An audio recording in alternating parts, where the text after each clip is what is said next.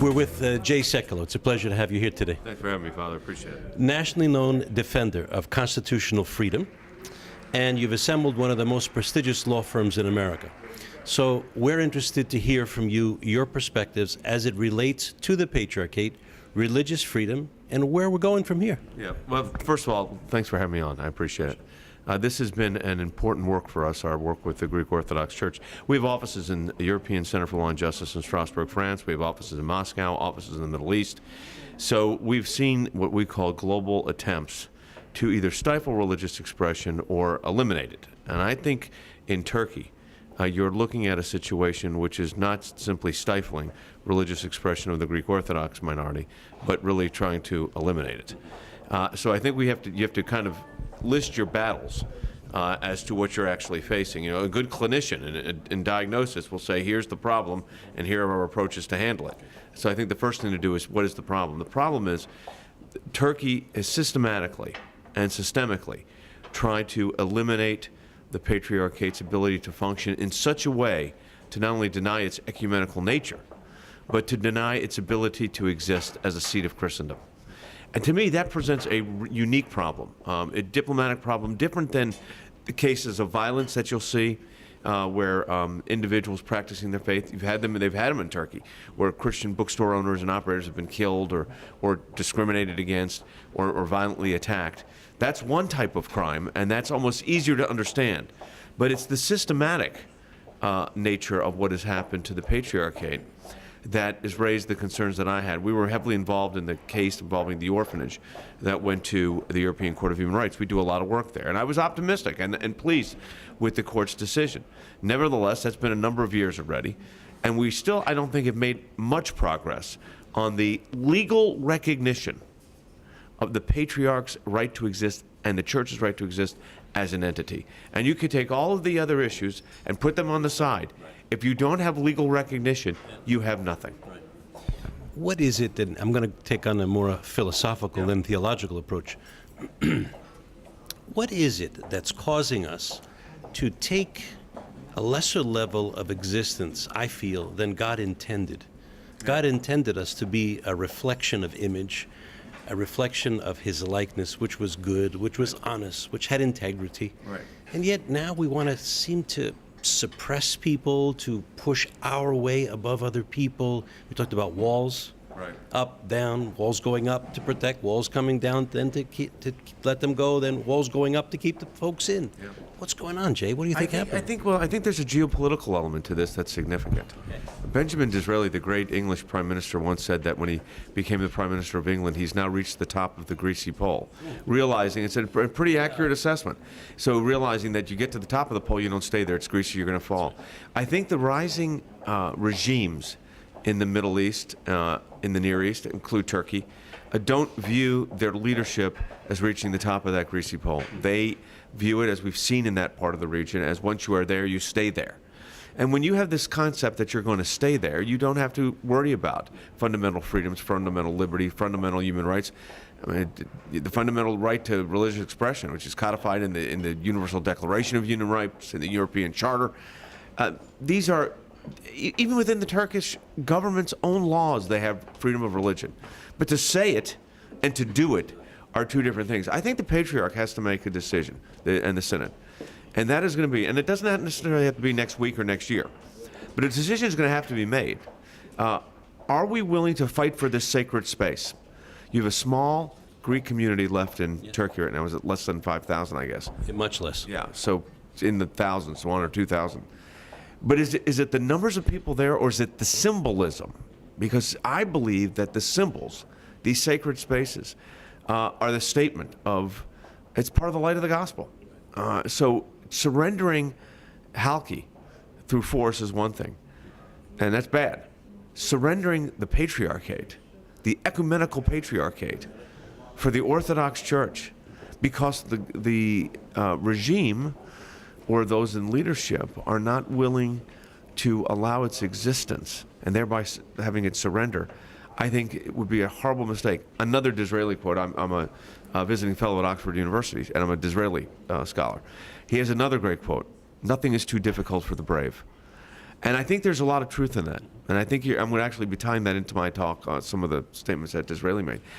When he fought for Jewish emancipation in the legislature, I'm going to actually use this emotively in my talk by removing the word, the statement about Israel and putting Turkey in. And it says exactly the same thing. Or the Greek Orthodox instead of where it would say Jewish leaders or Jewish members of the Jewish faith, putting Greek Orthodox. And when you hear it and you see it, and you realize that one of the things that can come out of this conference is we can go back to our home countries. We have offices all over the world, but from people here in the United States and from other countries as well. We have to make the plight of the patriarch a global issue. I'm representing a case right now involving a pastor who was Iranian-born, U.S. citizen. He's been in prison in Iran now for a year and a half, Saeed Abedini. Now, no one heard of Saeed Abedini. No one knew. No one knew until we went on a global campaign to secure his release. I'm not going to tell you it's been easy. It's been one of the most difficult, frustrating, hard cases I've ever worked on. I've been practicing law 34 years. Definitely one of the toughest I've ever had. But we've made it a global issue. I think we have to do the same thing for the patriarchate. One of the issues I'm seeing, and maybe I'm naive here, as a person who represents the successor to Andrew, is that people don't see it as an important issue. Maybe it's because we haven't raised the bar enough. Mm-hmm. And people say, well, if you raise the bar, that could jeopardize the existence. But I agree with Disraeli. You've got to go to the brave here. We need the brave. If we believe that this man, the ecumenical patriarch, Patriarch Bartholomew, His All Holiness, is the direct successor to the first called apostle Andrew, right, we cannot do anything but be brave. But listen to what you just said. The teaching of the church is that Bartholomew is a direct lineage to the first apostle. The first called apostle. Andrew. The very first. And the seat of the church is Constantinople, Istanbul today. Yes. To surrender that would be the equivalent of the Jews surrendering Jerusalem. Absolutely. Now, would we ask the Israelis to surrender their... There are portions of Jerusalem that are contentious, yes, but the old city that has been in Jewish control, let's say the part that's been in control of Israel since its founding and rebirth in 1947, would we dare say to the Israelis, surrender your part that is indisputable, no dispute, that this is your land? To surrender it because it may make things better later on. Never. And the Israelis would say, never. The Greek Orthodox, I come from a kind of a unique background as a person that was born within Judaism, believes that Jesus is the Messiah. So I have this kind of unique perspective. Not any different than, by the way, Benjamin Disraeli. It was exactly the same thing, who had this view that he was Jewish by race, Christian by creed. And I think there's a lot to that. With the church, and I've had a lot of friends within the Orthodox Church, and I have a lot of love and respect for the clergy, for the symbolism, for the service, because it reminds me of my own. I mean, the symbolism between the synagogue service and the temple service, for that matter, are very similar within the Orthodox tradition and Judaism, and even more so probably than within the Orthodox tradition than even within Catholicism, as far as that linkage goes. Having said all of that, we would not, the Israelis, the Jews of America, would be in uproar if there was this discussion of surrendering Jerusalem. I mean, there's an uproar when they talk about dividing Jerusalem. So surrendering, it's the unthinkable. That was the word I was going to use. Why is it not the unthinkable within the Greek community? Why within the Greek Orthodox Church is it not unthinkable? And I think part of it is, and I lay this back at the seat of the Orthodox leadership. You have to make the case to your own people that you are fighting for sacred space. This is not just a building in Turkey. This is the symbol of Christ. It's really no different than the cross in that sense. And I think once that symbolism becomes recognized as a sacred space, it takes on a whole new dimension. So what I encourage, and I'm encouraging my friends within the church to do, and we're working very closely with the Greek Orthodox community, and it's been one of the joys in our life. I have a tremendous closeness with a number of the metropolitans, the priests. I think there's a kindred spirit. But, it's easy for us to say it. It's much more difficult for the ecumenical patriarch to have to employ it, which means for him to employ a strategy that takes him to the courts of Europe against his own country. Yeah, It's the truth. He's a citizen of Turkey. Correct. And that's a big deal with the Turks. He's a citizen of Turkey. But we know of other apostles that were citizens of countries. I can think of the Apostle Paul, Roman citizen. And he was arrested. And he was taken to the back of the jail. And what did he say? Paraphrased, how dare you? I am a citizen of Rome, and I'm demanding my rights. You know, in that sense, the apostolic anointing, the apostolic following of Andrew, of Paul, they knew what persecution was. They also understood their rights as citizens. So I think we go back to there's nothing too difficult for the brave. The patriarch has been incredibly brave. Yes. The question now is, will the church as a church reach to that level of being brave and taking on the powers that be through the legal process in order to secure your right to exist so that the government is not compelling the leadership and direction of the church, which is what the ultimate goal here is. I mean, the ultimate goal is, quite frankly, is the elimination of the Greek Orthodox presence in... That's what's happening. But I don't I don't think, Father, it just affects you and the Greek Orthodox community. I think if we, as believers universally, from all different denominational faiths, if we lose the patriarchate, it's Cordoba, it is Andalusia, it's a mosque at ground zero. Sure. It's the same kind of idea. You know, there are plenty of mosques in New York City nobody complains about.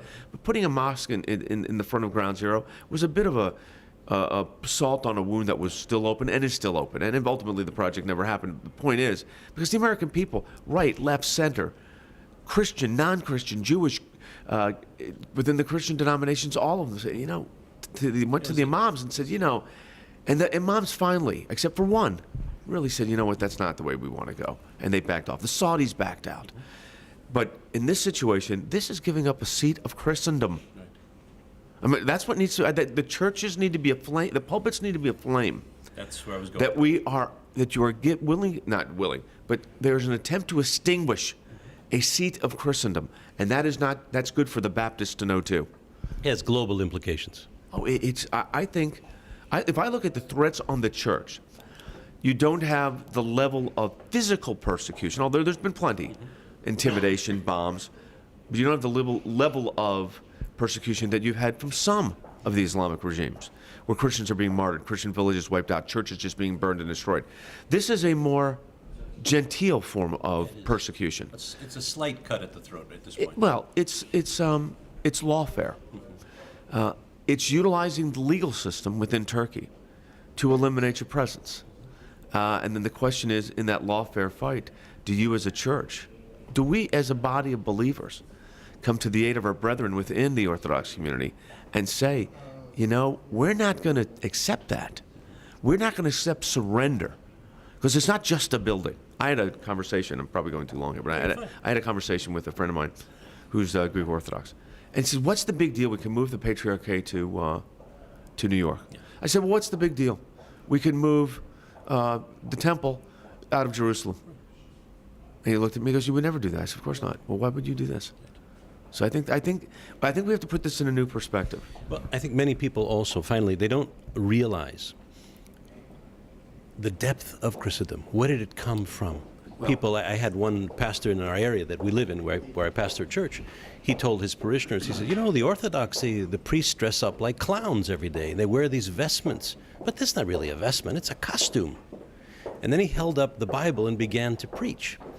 And they brought this to my attention in our radio program down in Come Receive the Light down in Florida, where we broadcast from, and now the web television that we're doing.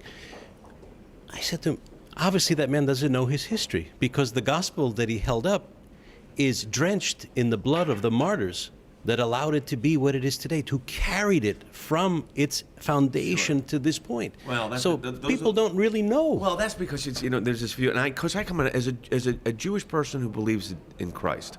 So as a Jewish Christian, a Messianic Jew, however you want to phrase the term, as a believer. Right. I think there was a church history before 1534, okay? Absolutely. Of course. So what we have to do is understand is, where did that symbolism come from? Where did those vestments originate from? They originate from my people. Exactly right. This is, you know, these apostles, I tell this to Jewish friends of mine, I mean, you talk about the apostles of the church. You know, these were my guys. They were Hebrews. Right. You know, the interesting relation, I think the Jewish community actually has a better understanding of the plight of the Patriarchate than some within the Christian world.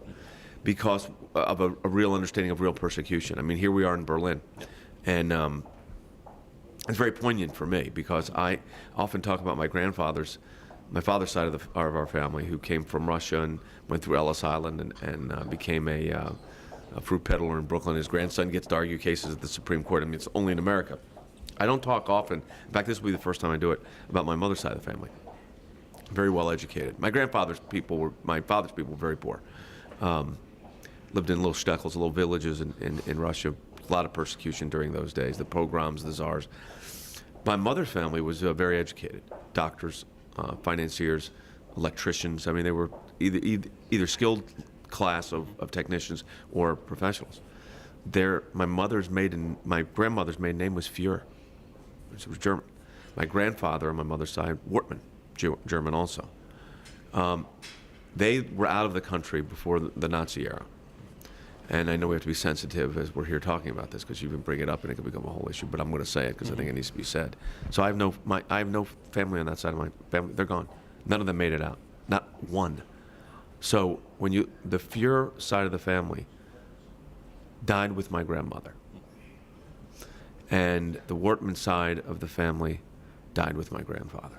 And their relatives died in a Holocaust. And it was a Holocaust that was based on, it was a religious Holocaust. You can call it whatever you want. It was a cleansing. It was a religious cleansing of unbelievable proportions. But I think what we have to do, and I don't want to take too much time up here for you, but I think we have to put the Greek Orthodox plight. I mean, this would be extinguishing a light of Christianity that's as old as the church itself. I mean, this is Israel giving up Jerusalem. Hitting it right on the head. Yeah. I mean, and I know that may not be popular, but this is Israel giving up Jerusalem. We would say that's absurd. That would never happen. They would die over it. Blood would spill over it. It already has. Nothing's too difficult for the brave. Agreed. Thanks a lot, Jay, for being here. Thanks for having me. Appreciate it. Great. Thank you.